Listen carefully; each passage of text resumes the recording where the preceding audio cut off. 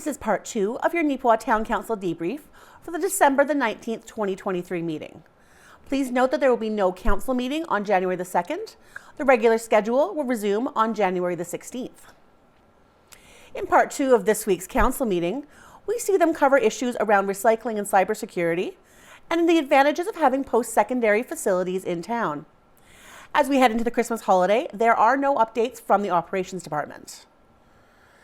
CAO Colleen Sinchishin shares correspondence from the Beautiful Plains Community Foundation that they will continue with their farming project in the industrial park, even though as lots are purchased, there is less land to work with. This is a project started in 2021 that uses donated labor and equipment to harvest and sell agricultural product from the town's vacant land to fundraise for the foundation. Beautiful Plains Community Foundation. So this letter, I won't read it word for word. they've leased the 43 acres of land from us east of town. Of course, we all know that that's our industrial park, and as we sell lots, the acreage does decrease. Looking at the sporadic acres and how it's starting to fall out there, we were wondering if they would want to continue doing that, because of course equipment gets bigger. And so this letter basically said that they are looking for donations of time, equipment, supplies, whatever, and the land base is very key to making this project go through the Beautiful Plains Community Foundation. They started in 2021, and a total of $32,000 was contributed to the Community Endowment Fund through this. So they say it worthwhile. I assume they're going to have to look for smaller equipment, perhaps, as pieces of land gets sold, but we will be continuing if you're in agreement with to lease that to them. A big topic at this week's meeting was around recycling. The town receives money from Multi-Material Stewardship Manitoba based on the tonnage of recyclable material produced by the town. The town is seeing a small increase over last year in the funding they're receiving, but based on the increase in population the town has seen, one would expect a larger increase. The difference is because of contaminated loads of recycling. Not only does the town not receive any funds for contaminated loads, but they are charged for rejected loads of recyclables. In November alone, 27 tons of recyclables were rejected, resulting in a charge of $5,300. Even a single contaminated household load can ruin an entire truckload. So please be diligent about your recycling and refer to the Recyclopedia when you are unsure. Not only is it good for the environment, but there is an economic impact on your community. Manitoba Multi-Material Stewardship is suggesting that the 2024 funding to communities that are provided on a quarterly basis comes in 4 equal installments. These payments are calculated using the number of tons in the most recently completed cost monitoring survey. So for 2024, Neepawa will be receiving $72,528.24, representing 223 tons of recycled material, including eligible OCC at a rate of $342 a ton. This does not include the portion that is sold from the newspaper stewards, which is given in-kind advertising and amounting to $3,574.65, in addition to monies we already have set aside. So this is a slight increase, roughly 3 tons, and giving us $2,000-3,000 extra for 2024. Just a comment, it's kind of surprising with how much the community has grown and the amount of recycling that could be going to the facility, that we've seen those numbers flatline. And largely one of the reasons why we've seen those numbers flatline is because of contaminated loads going. So not only do we not see an increase in those revenues from the material that we're hauling out, we're actually being penalized, and the town is getting invoiced for the contaminated load. And the contaminated load could be as something as simple as someone dumping 1 bin full of the wrong material. If it's caught in the audit, we lose an entire truckload of recycling. So whereas it's nice to the bottom line of the budget, considering that the community has almost doubled its growth size, to see our recycling flatline, it's somewhat disappointing, actually. It would be nice if we could see that those numbers increase, and they could simply by residents making sure that they send complete, clean recycling to the Evergreen. Yeah. So there's a drone in here. Yeah. Sorry. There's a micro 2 minutes. But yeah, No, that's a very legitimate concern. Yeah. And you know, their Councillor Gerard is right. The contamination is very disappointing. One of the things we encourage is to download. You see it on TV. Download that recyclable. Recyclopedia. It's like, yeah, just what Jody said, and certainly it gives you all the information that is what can be recycled and what can't, because you're right, so some of this contamination can be easily redirected. Well, and on top of that, and I would had one person explain to me quite clearly, like, if you're really unsure if it's recyclable or not, put it in your garbage. Yeah. Because there's less issue of there being a problem and contamination below. Yeah. And it might not be the answer you want to hear, but if you're unsure, put it in the garbage. I think something else to remember is that I'm very diligent at home. It's really easy to recycle at home where I'm set up to do that, but sometimes at work, when you're in a hurry or you've got something that you don't really know where it should go, and sometimes loads are being contaminated because of work environments. So we need to be as diligent with our work garbage as we are with our home garbage. So I'll give an example. It's recycling day and there's carts, we try to leave them behind. If there's a black bag or there's coffee cups or there's something that's not recycled in the carts are supposed to be left behind. Should that be mixed into the bin and it's not caught and it goes up to Evergreen, it results in that whole truckload being rejected. They don't pick through it, and they don't sort through it. It goes right into the garbage. We get charged a per tonnage fee, and I'll give you an example, and this would include highlights, so you know, you've got to back that number off a little bit. For the month of November, there was 27 tons of recyclables rejected at Evergreen, amounting to a charge to the town of Neepawa of $5,300. So people need to pay a little better attention, and like Daryl said, if you don't know, throw it away, because at least we need to draw back that number, because everybody's paying for that, the mistakes of some. Okay, Colleen, disposal and tipping fees. So this speaks to what we were just talking about, extra charges for contaminated loads and whatnot. We've been notified by Evergreen Environmental that they're increasing their construction and demolition tipping fee by $2. So we're gonna go from $96.25 to $98.25. They've also taken a look at the hog hair, and of course the consistency of how it comes is quite often wet. It requires a little more work to deal with at Evergreen. They're increasing that by $10 per ton, so it'll go from 100 to 110. And then when we made these amendments to this document, because it was a new document established in June of 2023 with edits, we actually also are charged by the province of Manitoba $10 for every ton of material that gets put into a cell at a landfill. So on top of rebilling those back out to respective parties, we also add on that $10 as a cost recovery. So it was never in this policy, even though we did it. It was part of our administration. So clause F says now waste reduction and recycling support levy. It's called the RARS levy. It's going to be applicable to all residential, industrial, commercial, and institutional waste, construction, renovation, and demolition waste, and other solid waste materials. And it'll be charged on a per tonnage basis at the current rate established under the RARS program, and that's under the Department of Conservation and Climate Change. And right now it's a $10 fee. So we worded it this way such that if they decide January 1 it's $12, I don't have to bring this back in January and amend it again. So, so this policy normally would be amended when either Evergreen changes their fees, and we would not have to amend it again for the RARS levy. Those are the changes. Okay. The town passed their interim operating budget at this meeting, detailing all of the provisional estimates for the budget. This is passed annually to allow the town to continue to operate and cover expenses between the first of the new year and when they officially pass the 2024 budget later in the spring. Okay, the next one is our interim operating budget. It's fairly straightforward. I'll go through and just read out.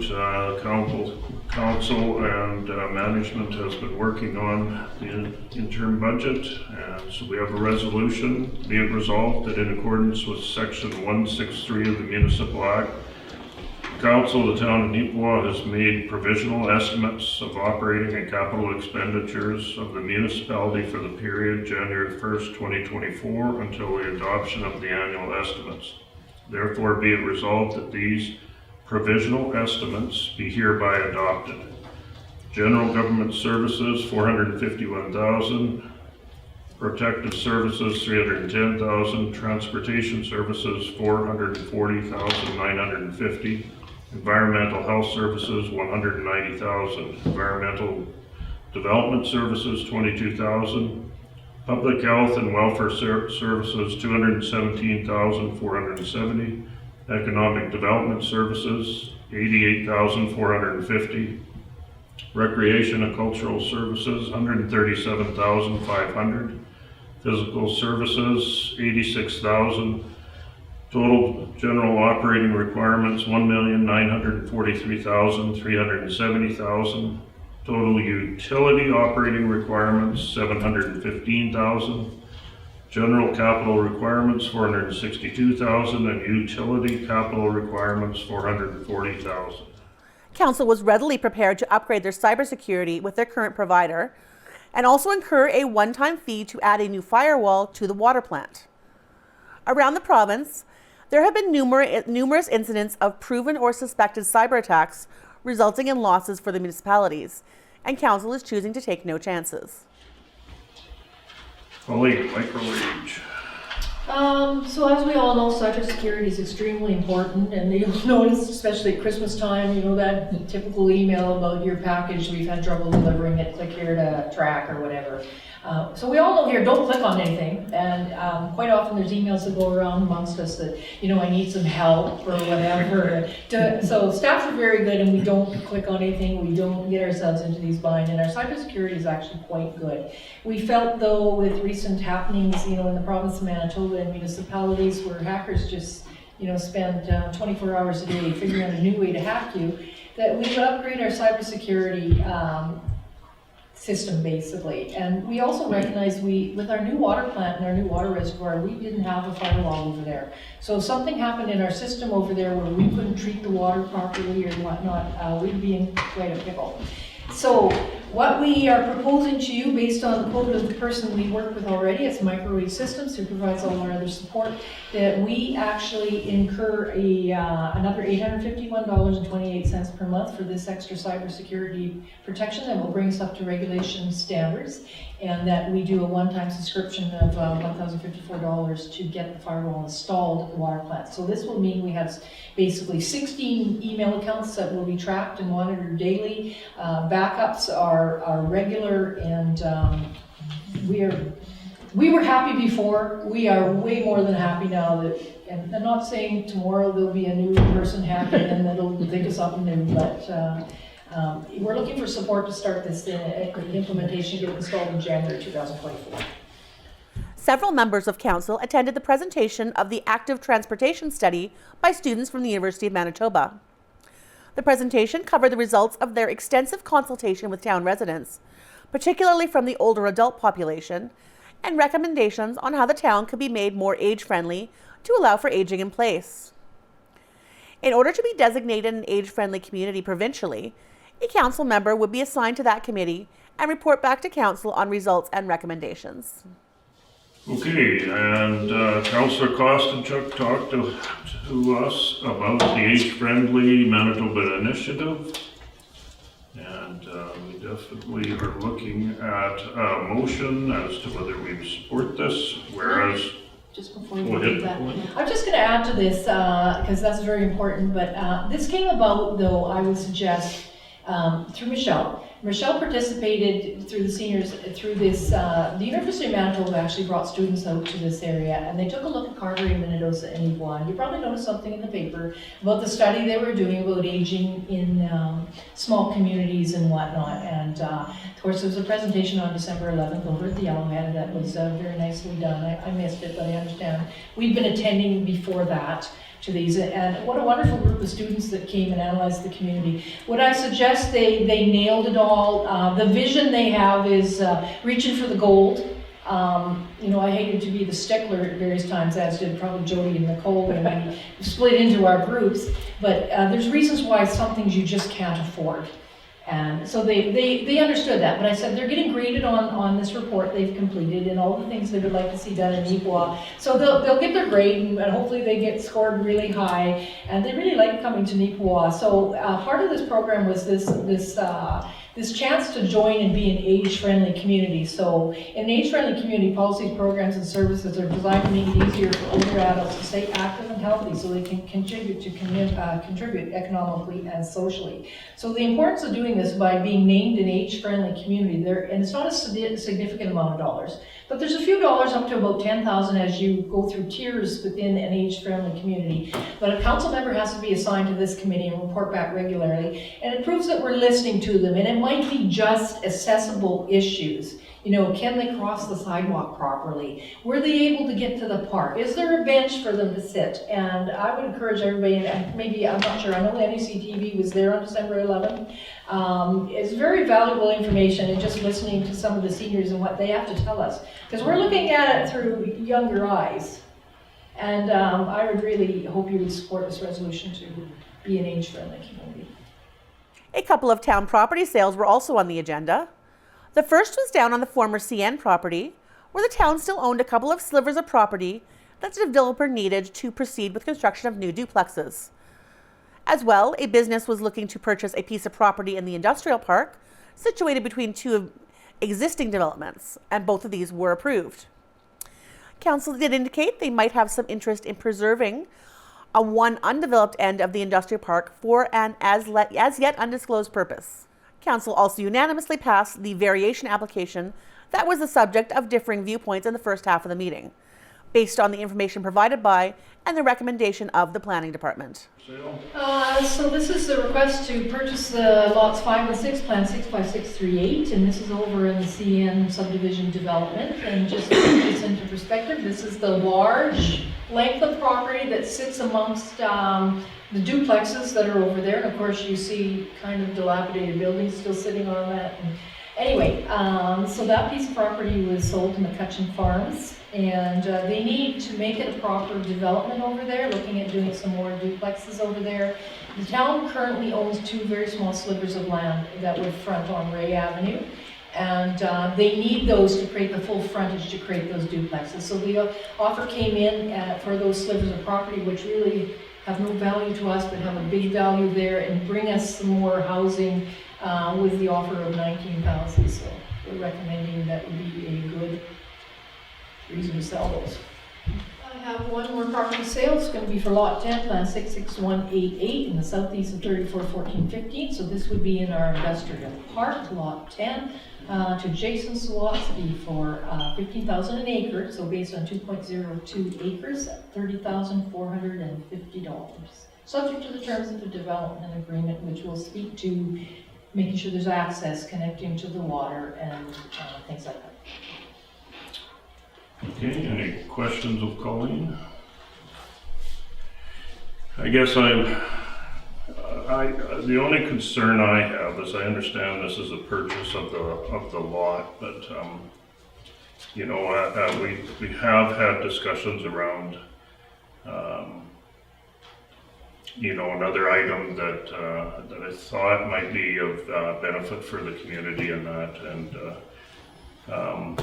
so it makes it a little more difficult, but I'm not sure that the sale of the property is exactly the direction we should be going, but we'll leave it to council to make that decision.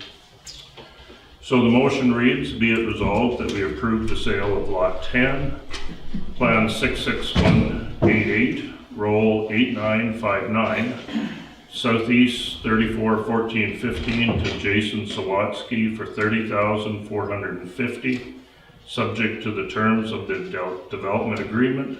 Moved by Councillor Pottinger, seconded by Deputy Mayor Parrott. Discussion? I'd like to speak to it. Okay, discussion? I'm in favor of this, the sale of this lot, being the location of the lot is next to development that we already have, and it's not toward the westerly end that we were discussing earlier. This is a middle lot in between where we already have development going on. So Sorry, I must have misunderstood this. Yeah, it's in the middle. It's in the middle. This is a middle lot. Here, My let me apologies. show you. So those are the three that you My were considering? apologies, I thought lot 10 was There's on the the end, drainage. so I No. am wrong. Thank you for So I'm clarifying. in favor of this one, Okay. just to be clear. I have to retract my He comments. is over. All right. Fight you for it. Yeah. Okay, now that I know what the right lot is, thank you for my tremendous counsel. All in favor? Opposed? Carried. Okay, humble pie. So for new business, we have the variation application by Lisa that we have reviewed and listened to. So do we have any questions? Deputy Mayor Parrott?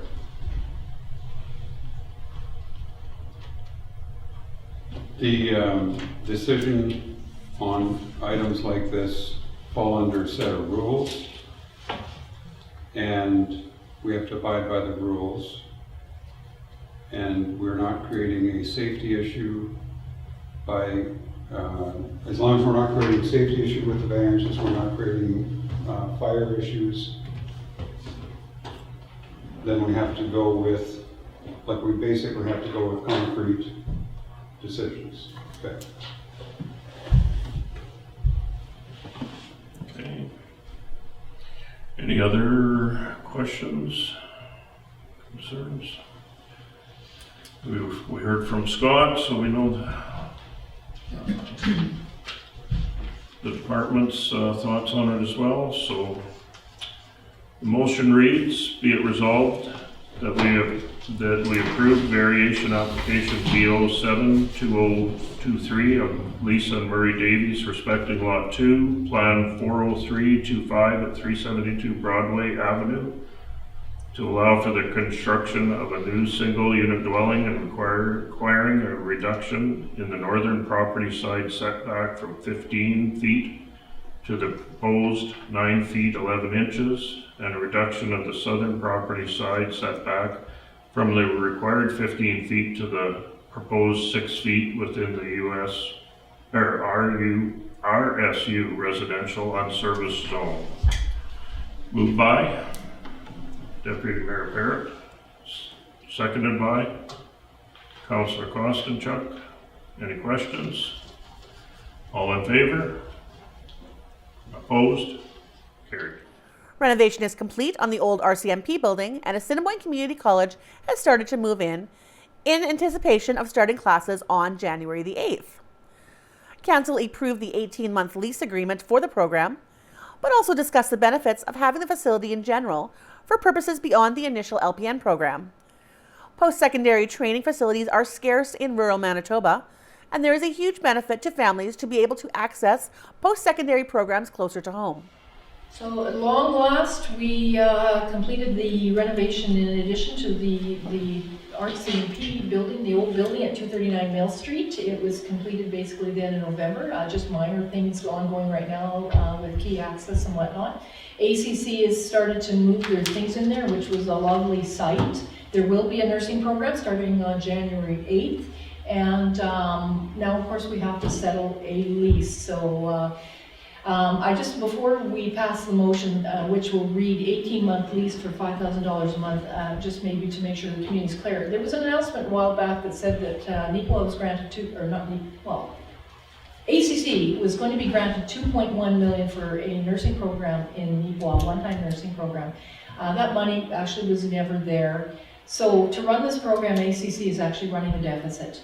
So as much as we thought maybe we could get a little bit more rent out of there, whittled out of them, they are running a deficit to run the program here. They are committed to do so. The new government is committed to do so. And so we settled on the $5,000 a month. And as much as we would like to see it to go to our costs, which were a lot higher to do the renovation than we anticipated, the benefits far outweigh the costs that we've incurred. In fact, we will be meeting with some ministers coming up very shortly that we weren't able to do so at the Association of Manitoba Municipalities meetings, and talking about this being a post-secondary education training facility for anything, not just a nursing program.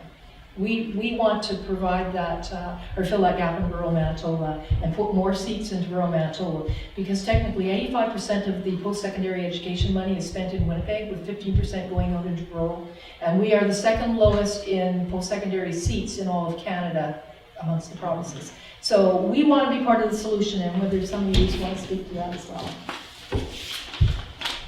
I think the public needs to know the commitment we're taking as a council.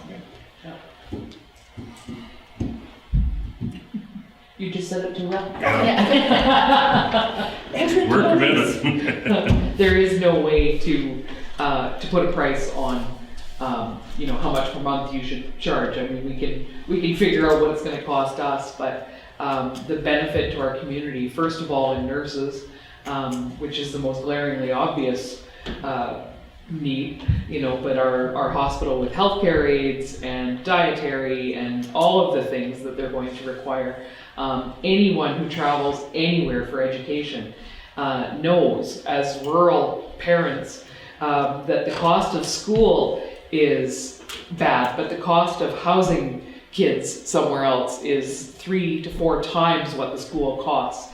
So if there's training that can be held at home or within an easy drive for anyone, that it's unmeasurable. This is a lease, but it really speaks to the forward thinking of advanced education in rural Manitoba, and I think this is just the beginning for us. I would echo that in saying just the beginning, and the fact that, as you said about having it in home in our town, it's not just kids going into university or taking college courses. We have adults that can't access an LPN program because they can't get to Brandon to access it. So I do know I'm probably losing some staff to it, but it's great that I am, because they were able to take it because it's in Neepawa. So. Councilor Gerard? Well, especially when we start talking in the realm of trying to attract healthcare workers to our community, Neepawa, we're very fortunate that we actually have a proven track record of being able to attract doctors to our community when others have failed. And really what we saw is that with the clinic, they put together suites so students could stay in our community more easily, do the training, and consequently we haven't seen this shortage of doctors in our community, right? So as a council member, it became a very easy decision because we've got a proven track record of success when we've invested in education within our community. And whether this facility stays training nurses, it's inconsequential. It really is just being a part of filling a workforce in Manitoba, which we know is short in so many trades, so many facets. And we can sit on the bench and complain, or we can get in the ice, put our sticks down, and get to work. And I think that's the approach that council has taken.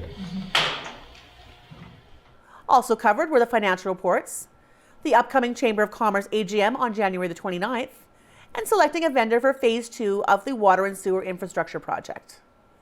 You can view end-to-end coverage of the Town Council meeting elsewhere in the NECTV schedule, including immediately following this.